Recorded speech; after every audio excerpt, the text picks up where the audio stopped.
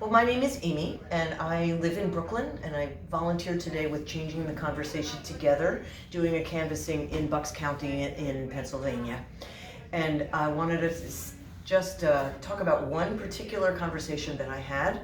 I knocked on a door looking for somebody who was 25 years old, and the person who answered clearly was not 25, and was very quick to welcome me in as when he heard the name of our organization, and I thought that was really a nice thing.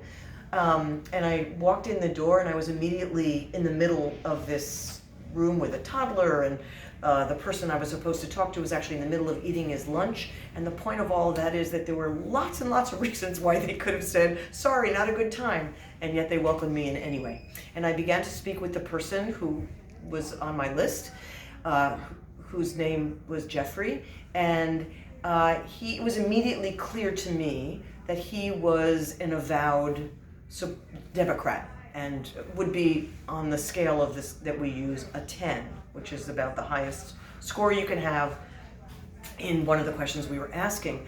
But I decided to probe further instead of just saying, great, thanks, nice to meet you, and began to explore with him a little bit about what he was thinking about Trump and the state of our of politics, and also why it was important to him to change in the next election. And we got into a lot of conversation about family and what's important for the next generation. And he pointed to his little toddler and how he said how worried and concerned he was about him and about him growing up in this environment.